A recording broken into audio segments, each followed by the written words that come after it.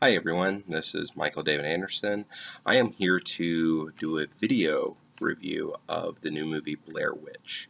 Now, that being said, anytime that you look at a movie that is obviously a sequel to a movie that was essentially a phenomenon when it was first released, there's going to be people who are going to be a little wary about going into it.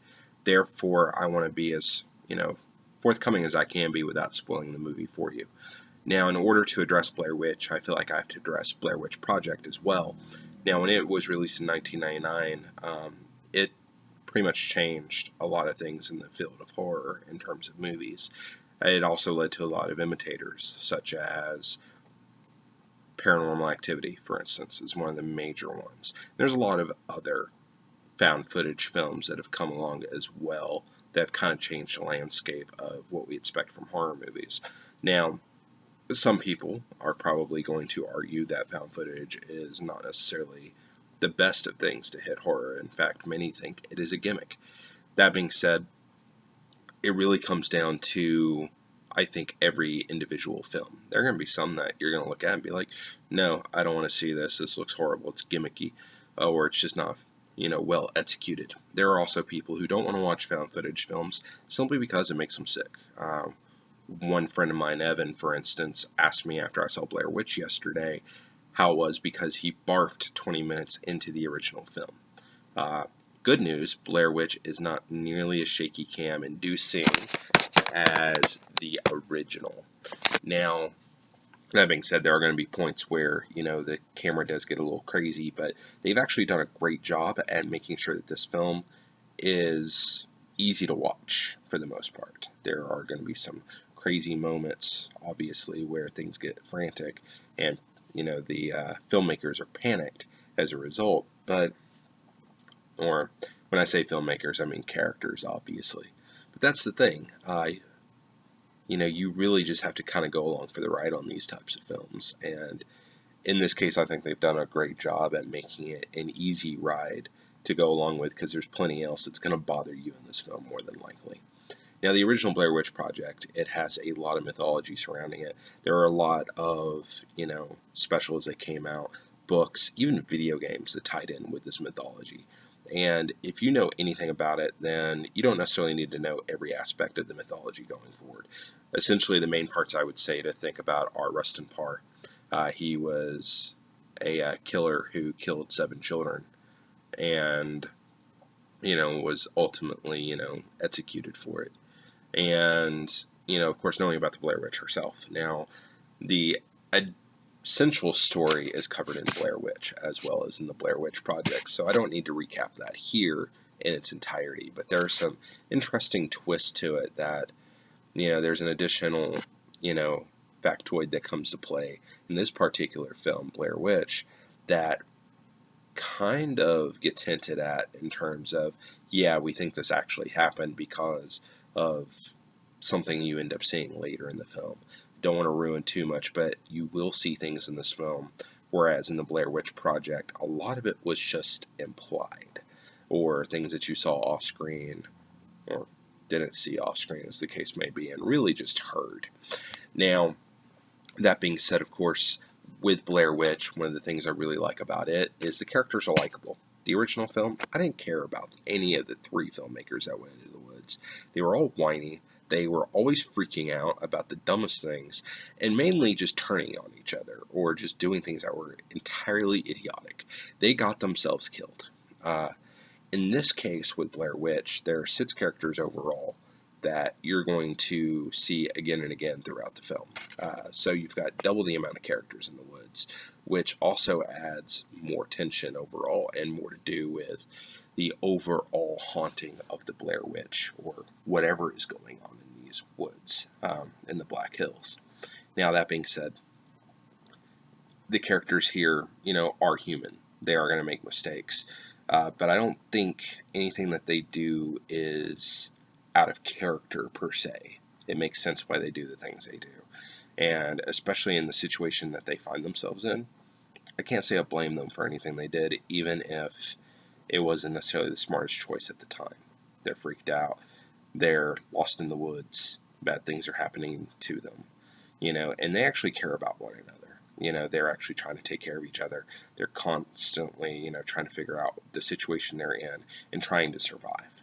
Now, I also thought there was an interesting twist that, this time around, two of the people who are along on the trip are not actually part of the original group. They're people that they met up with to find out about footage that was uploaded to YouTube. This is the catalyst for the story. And essentially, this footage shows, from a DV tape. It's essentially like a mini VHS recorder. And it was found in the woods. And this couple found it, apparently, and uploaded it to YouTube. And they're obsessed with Blair Witch and whatnot. And they've been in the woods before, and they've come out alive. And there's an idea there that maybe, just maybe, something is not quite right with these people. And there's even a joke that comes up where the guy of the couple even, implies, well, maybe we just were here to lure you into the woods. And he's joking about it in the scene. But the question is, as a viewer, you'll be wondering, wait a second, is that the case? And slight spoiler territory, the tape that they actually see on YouTube at the beginning of the film is part of what appears to be a time loop. Just saying it now. It will actually come right back up before the movie ends. And if it's a blink and you'll miss it type situation where, if you miss it, that's a major thing. And they don't even really address it because the characters don't realize, what the footage shows because they're trying to survive the situation. But we as viewers know it. And therefore, it really calls into question the essence of time itself within the Black Hills. What happens when you're actually under the influence of the Blair Witch, and what all is happening. And it's an idea that was kind of hinted at in Blair Witch Project that is not so subtle in this film in terms of being a blatant plot device. And I really like the fact that they put that in there. That being said, I definitely feel like Blair Witch is the better of the two movies just because, if nothing else, I like the characters a lot more. And it's, while there is dread, once you hit a certain point in the film and the terror kicks in, it's like a fever pitch from then on out. It is unrelenting. And let's put it this way, I like seeing movies, especially like this, on opening night, and I hope I get a good crowd. Times in the past I've kind of regretted it because I went to go see The Conjuring 2 earlier this year, and there were, a bunch of girls sitting in the theater who insisted on talking through the whole thing and taking pictures of themselves and everything else. It gets annoying very quickly.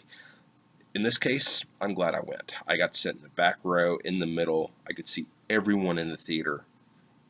And when things started going nuts in the movie, a man fled in terror. He ran full speed out of the movie theater. And I laughed hysterically for about 90 seconds because it was just that awesome. So, yeah, that alone kind of gives you an idea of some of what you may be running into. I think people who really enjoy horror will appreciate this film. There are going to be some people who may not get into it because, let's face it, not everyone agrees. But overall, I think this is a really serviceable sequel, and it does well to advance the franchise of the Blair Witch, especially considering the second movie that came out is best forgotten in most cases. Some people, will, defend it. It had a couple of good ideas, but the execution overall for Blair Witch 2 Book of Shadows was atrocious, and I think we can all agree with that. I think getting away from the formula of the first movie and doing something entirely different lost the point of the movie, just altogether. So I think one of the things, too, that I think a lot of people are going to like about this, in addition to the fact that everything is not shaky cam the whole time or just horribly filmed, is there's more technology at play now. They're able to use smaller cameras, better quality, and they actually have an aerial drone, which has some nice shots of the woods around them while it's still in play in the movie. Now, that being said, I'd say see it in the theaters. If you've got an option for, like, say, IMAX or RPX, definitely see them on those types of screens. I'd say you'll benefit from, the enhanced imagery and the larger screen when they open up the canvas for what's going on. But otherwise, this is a very claustrophobic film just because, yeah, you're in the woods most of the time. And you're going to be wondering if you're actually seeing things in the woods in some shots or if it's just a trick of the light. Now, go check it out. It's in theaters now. Hard to say how long it'll be there, but it's definitely worth it if you enjoy horror. Anyway, moving forward, I'd say this is probably one of the best horror movies I've seen in a while. The other movie probably being The Conjuring 2. That's probably one of the other best ones. I saw Don't Breathe here recently as well, and I will probably be reviewing it soon. I just haven't had time because life happens. But thanks for hanging out with me. Feel free, if you have any questions, comments, anything along those lines, share them with me. Let you know what you think of the movie if you go see it. And I hope I'll be seeing you all again very soon.